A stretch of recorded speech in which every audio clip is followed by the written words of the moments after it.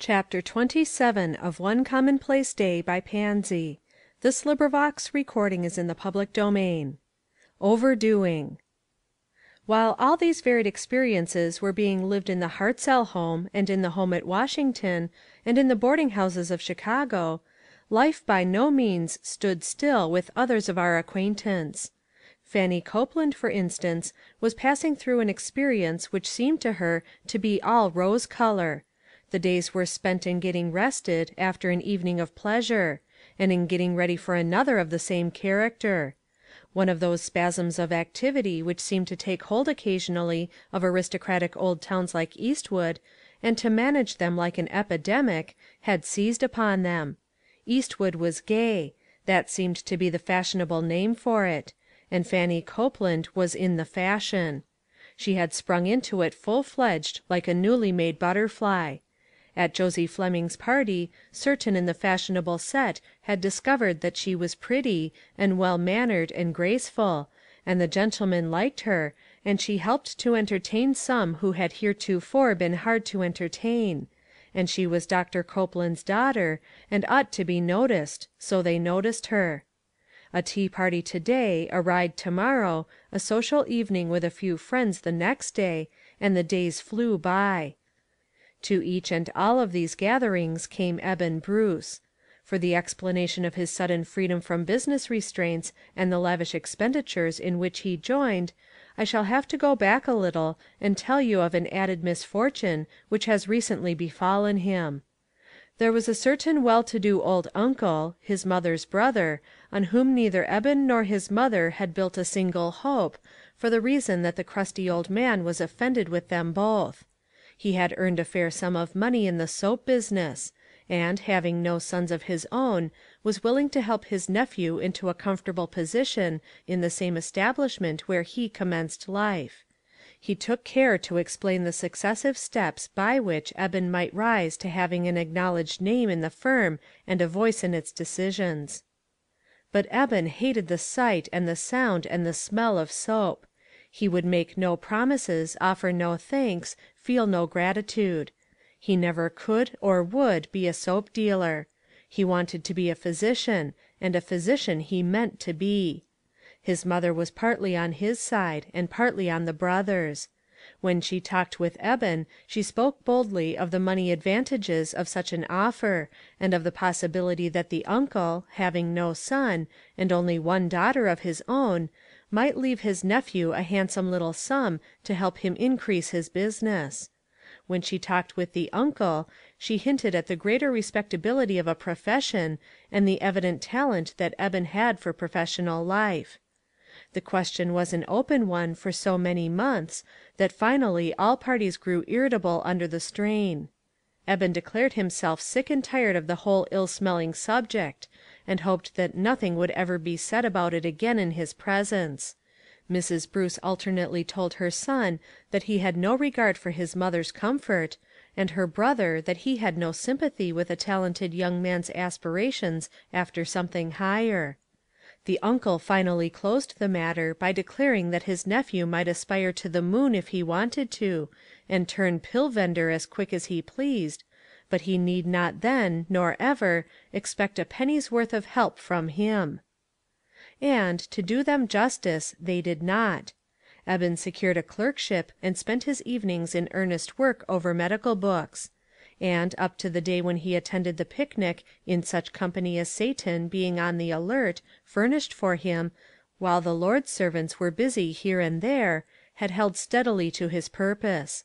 But the uncle, as the years went by, buried his daughter and then his wife, and finally, when in a sudden accident he lost his life while trying to save another, it was found that his will, carefully made and deposited in his lawyer's safe, dated but a few days after his wife's death, left all his nice little property to his nephew, Eben Bruce.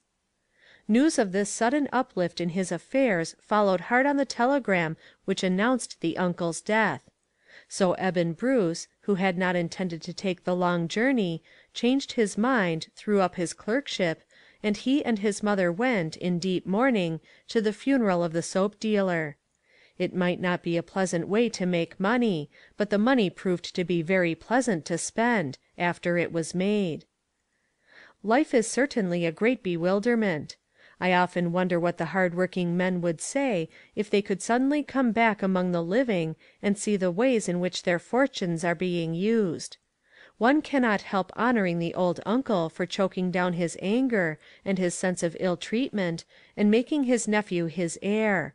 Yet I suppose that of all the misfortunes which happened to Eben Bruce that winter, the most to be regretted was the one which brought him into possession of a small fortune to do with as he would. The spirit which had been recently roused in him was just the one to be fostered by the knowledge that he had money without working for it and unlimited time at his disposal. He began well. He set his mother at ease in a boarding house that was suited to her taste, with a comfortable bank account for her use. Then he went back to Eastwood and made prompt arrangements to enter Dr. Copeland's office as a student. It was found to be eminently convenient for Dr. Copeland to have his medical student board with him. So this change was effected. Lloyd McLean looked on at the packing, and even assisted in the preparations for his room-mate's flitting, making, the while, certain dolorous and at the same time comic speeches which covered a sigh over the easier lot of his fellow student. "Well, old fellow, good-bye," he said, as they swung the old hair trunk into the hall and watched the porter downstairs. "This is the last of you. One of these days, I suppose, I shall wait for 5 mortal hours in your reception room, waiting my turn to consult the great Dr. Bruce, and my errand will be to see if you will be so kind as to lend a poor student a work on corns, or bunions, or something or other, that he may study up a case.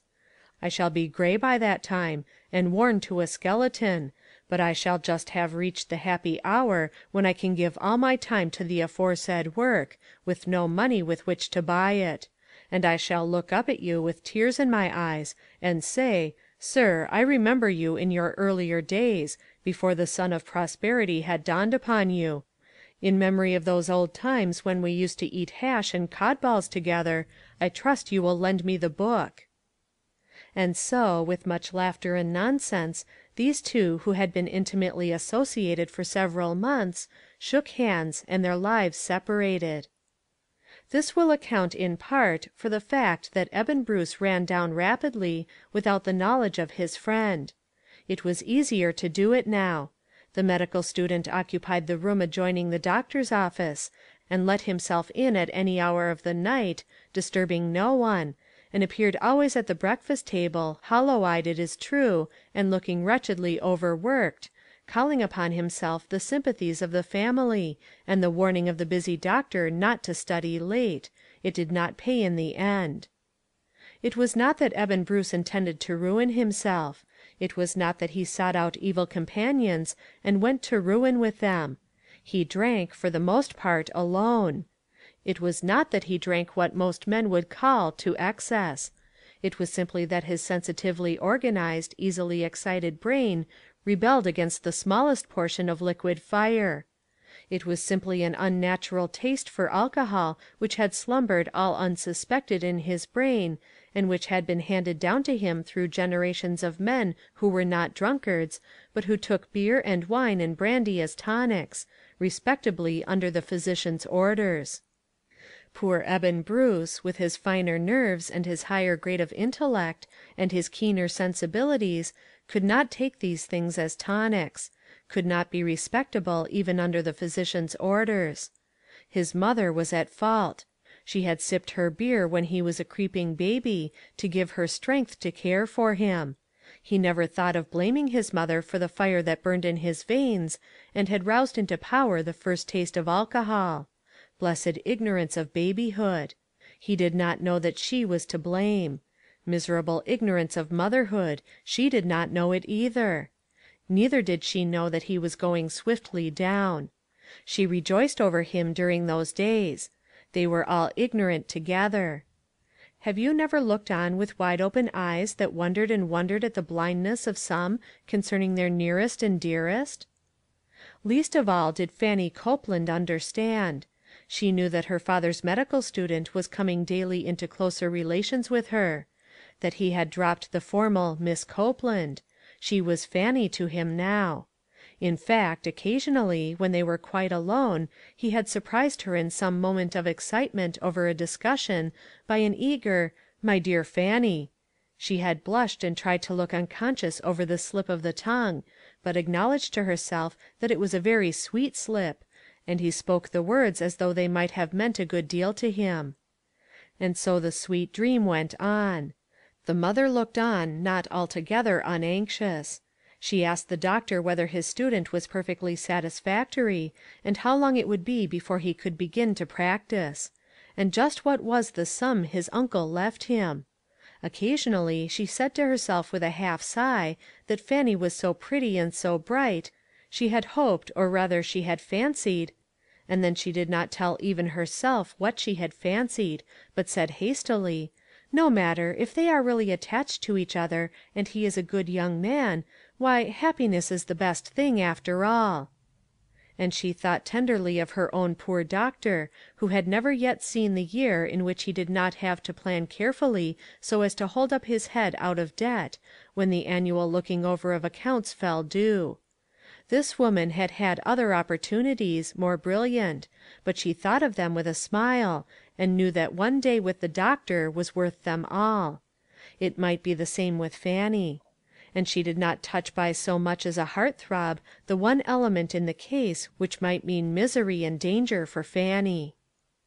The doctor was equally blind. More so, indeed. Manlike, he looked upon his daughter Fanny as a child under her mother's care. Eben Bruce's attentions were the natural outgrowth of the native politeness of a young fellow whom circumstances had thrown into daily contact with the child. Nothing was serious except the cases of fever and lung troubles which he had on hand just now, and which kept him busy all day and anxious day and night. Perhaps the boy Holly was the only one who could be said to be wide awake. With the peculiar interest which is sometimes so marked in thoughtful boys, he held aloof from Eben Bruce. Not that he disliked him, or was rude to him, or indeed had much to do with him in any way. He seemed simply to stand apart and watch him. "Why doesn't Bruce go to the temperance meetings?" he asked one day, suddenly, as the family lingered at the tea table waiting for the belated doctor to finish his meal. The student had excused himself, and gone to the office to execute a commission for the doctor. "To the temperance meetings?" repeated his sister. "What meetings? Where are they?" "Why, down in the hall. They have them every Friday night. Good ones, too. Ever so many people sign the pledge. If you were not so busy going to parties and things, you would know all about them." "Do you think Mr. Bruce in special need of attending the meetings, my boy?" It was Mrs. Copeland who asked the question, her voice pleasant, her eyes smiling. She did not know enough about the young man's habits to even imagine that there might be a sting in the question. Holly sent a swift look after his sister, and spoke quickly. "Why, mother, as to that, I think there is a special need of everybody going. Mr. Cleveland goes, and young McLean, and hosts of men who never drink at all." "They are trying to save the drunkards; a kind effort, certainly, but it seems to me rather a hopeless one." The mother's voice was still composed. She had no drunkard to save; she had only a passing interest in any effort of the kind. Holly hesitated. There was something he wanted to say, but he was not sure of the wisdom or the kindness of it. Still he ventured. "I guess they are trying to save some who may be drunkards when they get older, if they don't get started right now. I know one thing, if I were a girl I wouldn't have anything to do with a fellow who wouldn't sign the pledge. Not in these times." Fanny laughed, though there was a jarring note in the laughter. "Why, Holly," she said, "have you been engaged to champion the cause? Seems to me you are rather young for a lecturer." "I am not too young to coax people to sign the pledge. I urged Mr. Bruce for half an hour, yesterday, and he refused." "Why do you particularly want him to sign?" Mrs. Copeland was the questioner. Her voice simply expressed amusement. The zeal of this young champion for temperance was not all unpleasant to her, but seemed to have the natural overdrawn element of youth in it. "Why, mother, for the same reason that I asked others, to get his name and his influence on the right side. And because," the truthful boy hesitated, and his cheeks flushed. There was another reason. "Because I thought he might need its help himself. Father, may I be excused and take that package round to Dunlap's now?"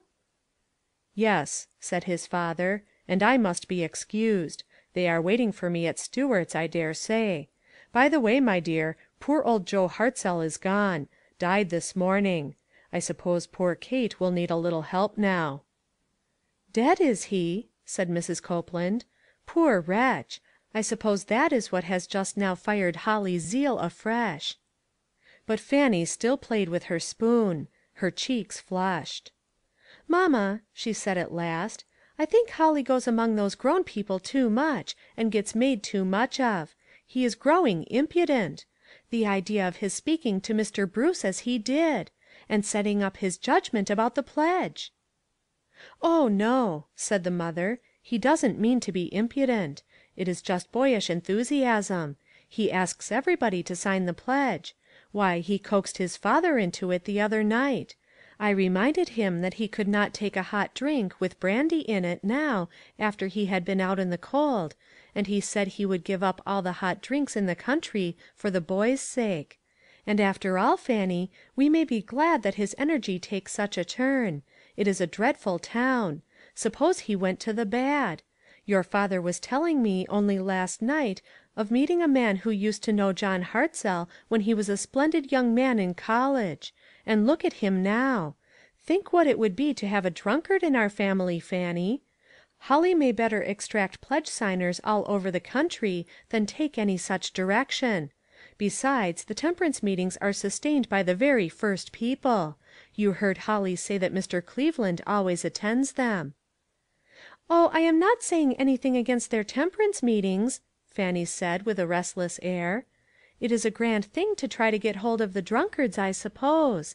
But Holly ought not to be permitted to insult young men who haven't time to indulge in such work. I am sure papa thinks Mr. Bruce is overdoing as it is." Chapter 27